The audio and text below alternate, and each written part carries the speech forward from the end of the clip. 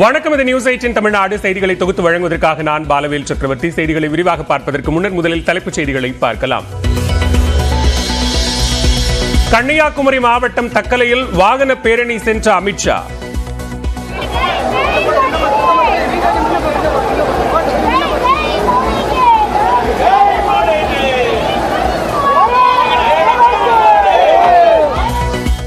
பாஜக வேட்பாளர் பொன் ராதாகிருஷ்ணனுக்கு ஆதரவு திரட்டினார்.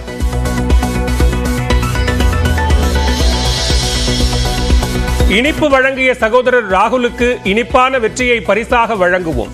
அன்பிற்கும் உண்டோ அடைக்கும் தாழ் என்ற வாசகத்துடன் எக்ஸ் பக்கத்தில் பதிவிட்ட முதலமைச்சர்.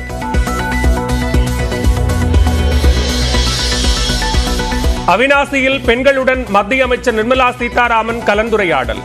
தமிழ்நாடு எம்பி எம்எல்ஏக்கள் கொடுக்கவில்லை என்றாலும் மோடி ஐயா திட்டங்களை அளித்துள்ளார் என பேச்சு.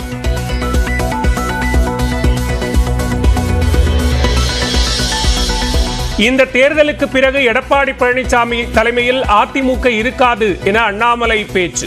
வழிநடத்தும் தலைவன் டிடிவி தினகரன் என அதிமுக தொண்டர்களுக்கு தெரியும் என்றும் தேனியில் பரப்புரை. அனைத்து இந்திய அண்ணா திராவிட முன்னேற்ற கழகத்தினுடைய தொண்டர்கள் வாக்கும் அண்ணன் டிடிவி தினகரன் அவர்களுக்கு தான். அம்மா மக்கள் முன்னேற்ற கழகத்தோடு இணைய போகின்றார்கள், வாக்களிக்க போறாங்க. அவர்களுக்கு தெரியும் அவர்களை வழிநடத்தக்கூடிய உண்மையான தலைவன் யார் என்பது அவர்களுக்கு தெல்ல தெளிவாக தெரியும். மக்களவை தேர்தலுக்கு பின் அண்ணாமலை தான் காணாமல் போய்விடுவார் என அதிமுக முன்னாள் அமைச்சர் கடம்பூர் ராஜு பதிலடி. யார் தலைமையில் அதிமுக இயங்க வேண்டும் என்பதை கட்சி நிர்வாகிகளும் தொண்டர்களும் தான் முடிவு செய்ய வேண்டும் என்றும் விளக்கம். கட்சி யாருடைய தலைமையில் இயங்கும், யார் கைக்கு செல்லும் என்பதை அந்த கட்சியினுடைய நிர்வாகிகளும் தொண்டர்களும் தான் முடிவு செய்ய வேண்டுமே தவிர அண்ணாமலை ஒரு அண்ணாவே இல்லை. எல்லா கட்சிக்கும் பஞ்சாயத்து பேசி இந்த கட்சி அண்ணாமலை என்னைக்கு ஜோசியரானான்னு தெரியல.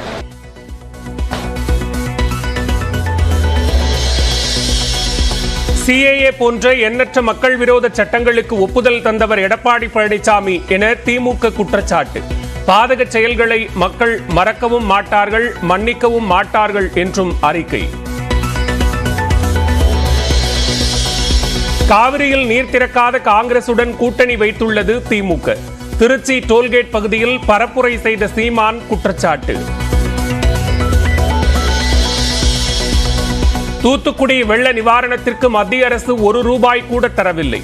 திருச்செந்தூரில் கனிமொழிக்கு வாக்கு சேகரித்த அமைச்சர் உதயநிதி குற்றச்சாட்டு. கிட்டத்தட்ட 300 இடங்கள்ல உடைப்பு ஏற்பட்டது, சாலை உடைப்பு.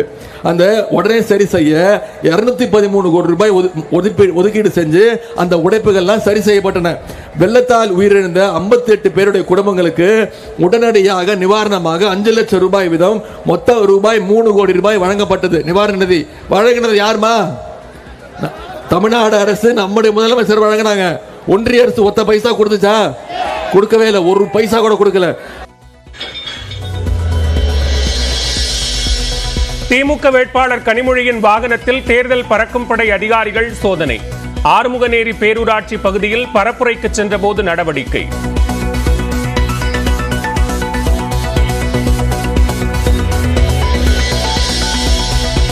போதைப்பொருள் கடத்தல் வழக்கில் ஜாஃபர் சாதிக் உள்ளிட்டோரின் வீடுகளில் நடந்த சோதனையில் முக்கிய ஆவணங்கள் பறிமுதல். 9ஆம் தேதி நடத்தப்பட்ட சோதனையில் சொத்துகள் பற்றிய விவரங்களும் கைப்பற்றப்பட்டதாக அமலாக்கத்துறை தகவல்.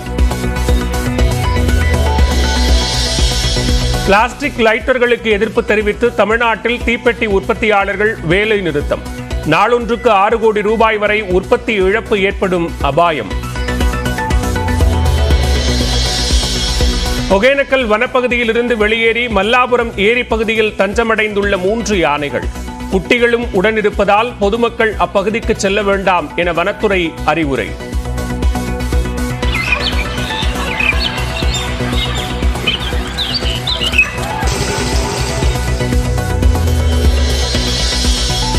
ஆன்லைன் வீடியோ கேமர்களுடன் கலந்துரையாடிய பிரதமர் நரேந்திர மோடி. வீடியோ கேம் விளையாடி உற்சாகம். ये जॉयस्टिक है, हाँ ये सर आपका कैरेक्टर है और ये जंप बटन है. मैं पूरा दिमाग खपाऊंगा जरा. अगर आप इसको ऐसे फिंगर रख के ऊपर की तरफ करोगे तो आगे की तरफ में आगे जाते हैं सर आप. तो इसको आप यहाँ पे सर हाथ रखिए और इसको टच स्क्रीन के जैसे ऊपर की तरफ कीजिए.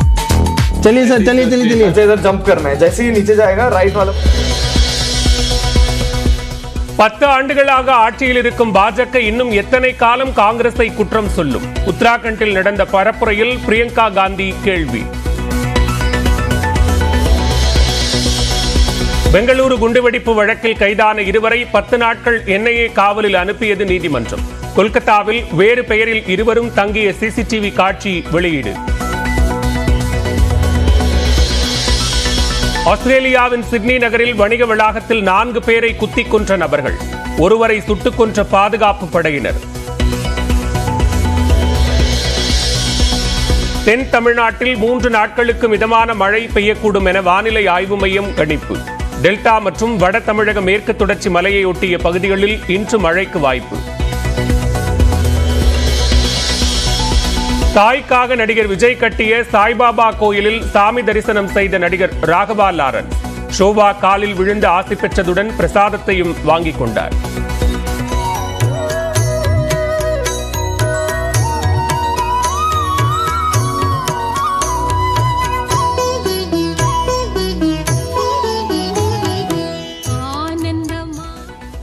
திமுக மற்றும் அதிமுக ஊழல் செய்து தமிழ்நாட்டின் வளர்ச்சியை தடுத்துக் கொண்டிருப்பதாக மத்திய உள்துறை அமைச்சர் அமித்ஷா குற்றம் சாட்டியுள்ளார். கன்னியாகுமரி மாவட்டம் தக்கலையில் பாஜக வேட்பாளர் பொன் ராதாகிருஷ்ணனை ஆதரித்த அமைச்சர் அமித்ஷா 1 கிலோமீட்டர் தூரம் வாகன பேரணி சென்றார். தக்கலை பழைய பேருந்து நிலையத்தில் தொடங்கிய பேரணி மேட்டுக்குடி பகுதியில் நிறைவடைந்தது. வழிநெடுக தொண்டர்களை பார்த்து கையசைத்த அமித்ஷா தாமரை சின்னத்திற்கு வாக்களிக்குமாறு வேண்டுகோள் விடுத்தார்.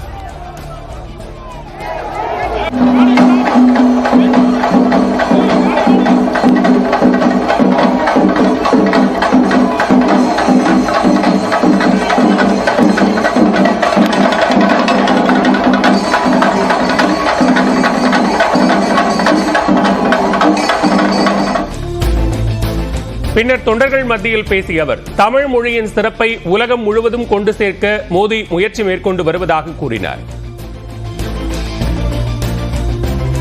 तमिल भाषा, तमिल संस्कृति और तमिल गौरव को पूरे देश में और दुनिया में आगे बढ़ाने के लिए हमारे नेता नरेंद्र मोदी जी ने बहुत काम किया है.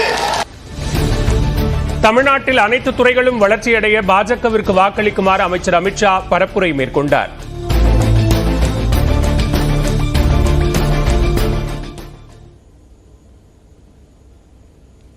தூத்துக்குடியில் ஏற்பட்ட வெள்ள பாதிப்பிற்கு மத்திய அரசு 1 பைசா கூட தரவில்லை என்று விளையாட்டுத்துறை அமைச்சர் உதயநிதி ஸ்டாலின் குற்றம் சாட்டியுள்ளார். தூத்துக்குடி மாவட்டம் திருச்செந்தூரில் திமுக வேட்பாளர் கனிமொழியை ஆதரித்து உதயநிதி ஸ்டாலின் பரப்புரை மேற்கொண்டார். அப்போது பேசிய அவர் தூத்துக்குடியில் ஏற்பட்ட வெள்ளத்தின் போது திமுக MP மற்றும் அமைச்சர்கள் முகாமிட்டு நிவாரணப் பணிகளை மேற்கொண்டதை குறிப்பிட்டார். ஆனால் மத்திய பாஜக அரசு 1 பைசா கூட நிவாரணம் வழங்கவில்லை என்று குற்றம் சாட்டினார்.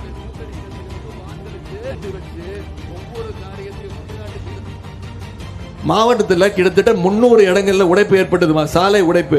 அந்த உடனே சரி செய்ய 213 கோடி ரூபாய் ஒதுக்கீடு செஞ்சு அந்த உடைப்புகள்லாம் சரி செய்யப்பட்டன. வெள்ளத்தால் உயிரிழந்த 58 பேருடைய குடும்பங்களுக்கு உடனடியாக நிவாரணமாக 5 லட்சம் ரூபாய் வீதம் மொத்தம் ரூபாய் 3 கோடி ரூபாய் வழங்கப்பட்டது. நிவாரண நிதி வழங்கினது யாருமா? தமிழ்நாடு அரசு, நம்முடைய முதலமைச்சர் வழங்கினாங்க. ஒன்றிய அரசு 1 பைசா கொடுத்துச்சா?